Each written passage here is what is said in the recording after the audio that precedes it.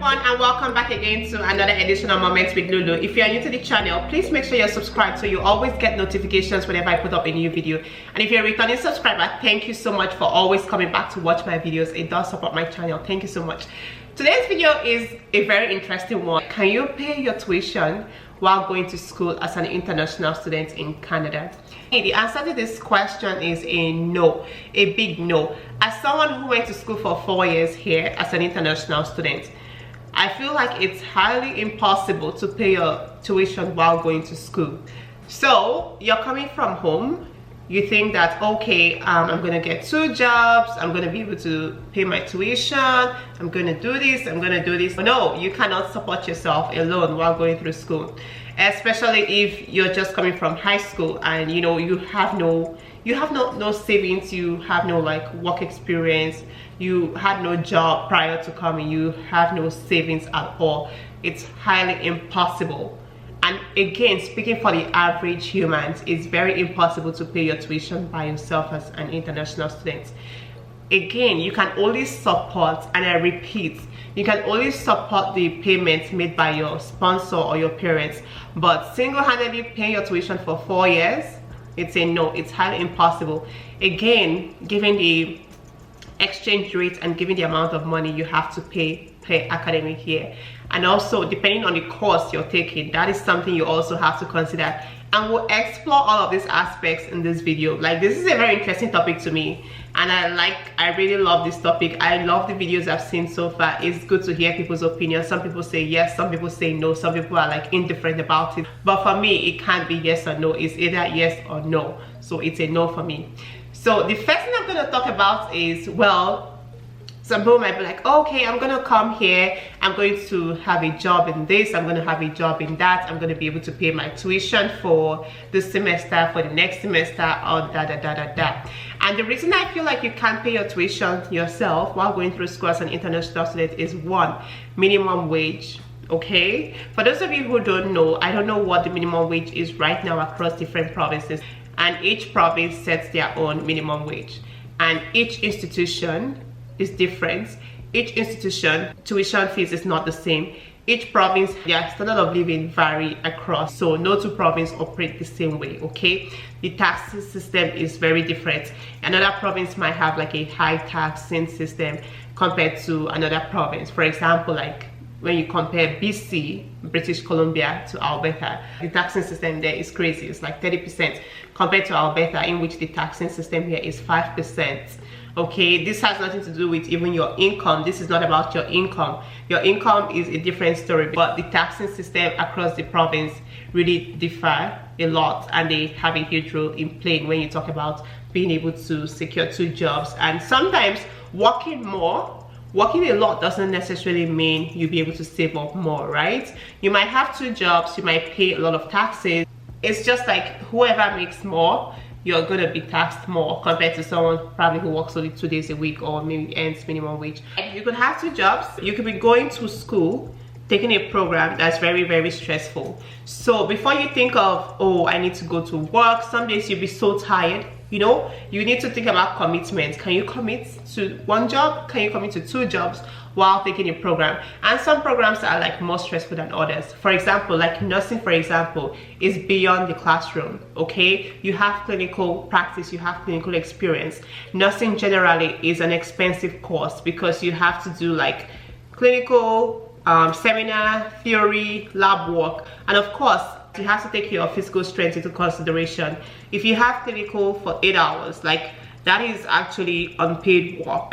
You're going to the hospital, you're having clinicals, you're having to stay there for 8 hours, 9 hours, transportation time to and fro, especially if you're like using the busing system. You're gonna see yourself maybe altogether maybe 10 to 11 hours. Okay, so this is something you have to, you know, think about. Like, it's not about just, you know, some people just have like, there's this like illusion that you just sit down at home and be like, okay, when I go there, I'm gonna have 2 jobs, I'm gonna work Mondays, I'm gonna work Saturdays, I'm gonna work nights.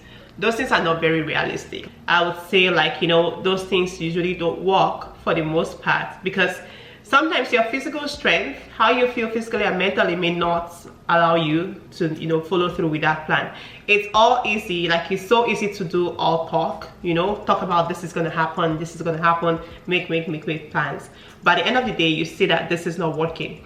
I'm going to use myself as an example. I did go to school for 4 years. Yes, I did have what's it called, I did have 2 jobs at some point, just because, you know, I had to support. But I was very realistic that, you know, whatever my parents send, whatever my dad pays for my tuition, I personally knew that, you know, I couldn't sustain on my own. And of course, my parents sent me here, so they're responsible for me. They're responsible for my tuition, responsible for my well-being. But then again, things can go south, things can, you know, switch automatically.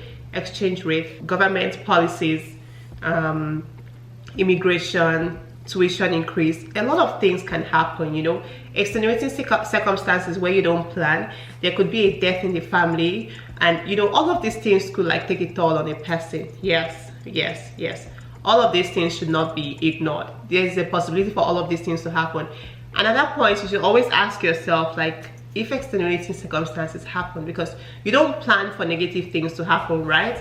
But you always need to be conscious and have it at the back of your mind, like, things will go not as planned, and you always want to be prepared for this, because it's gonna be a lot of like emotional and, you know, mental and physical challenge for you to be torn between an extenuating circumstance, working, and then supporting yourself through school. That is, you know, some people do it and get out of it, but it takes a lot. It takes a lot, and like I said, it depends on a lot of things. It depends on the job you're working, it depends on how much money you're getting paid, it depends on maybe like little allowances you get here and there from like your job, or like from friends or family or sponsors. And it does depend on the amount of hours you're allowed to work. And for those of you who don't know this, if you're an international student in Canada, you can only work 20 hours in a week while going to school. It is the law, it is the policy. Anything greater than 20 hours per week is like against the law. That's all I have to say. But then some people might say, okay, well, we have the summer period, we have the spring period.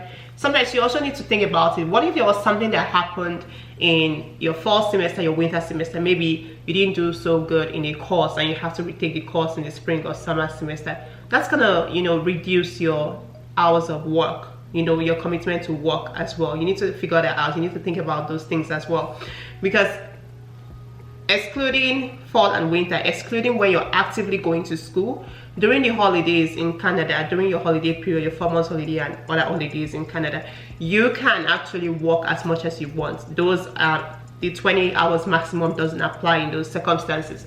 But trust me, if you say, oh, you're going to use your summer and save up to such amount of thousands of dollars, $2,000, $3,000, $5,000, that might not always be the case, because you also have to think about like your living situation, right? Your living situation, the amount of money you're earning, your wage. And for example, let's even be more realistic to where we are currently in our lives today.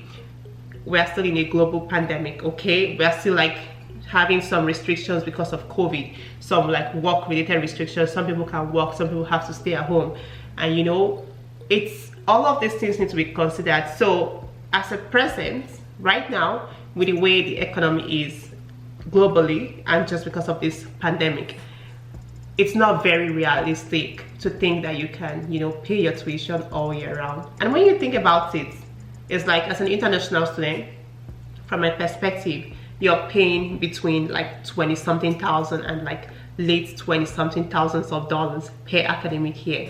Think about it, like that is crazy. So I don't see the reality. I don't know how realistic it is for you to, you know, be a full-time student and you want to make this amount of money in how many years, unless you have to like drop out of school and like, you know, do work for a certain amount of time. I want to hear everyone's like comments in the comment section of this video.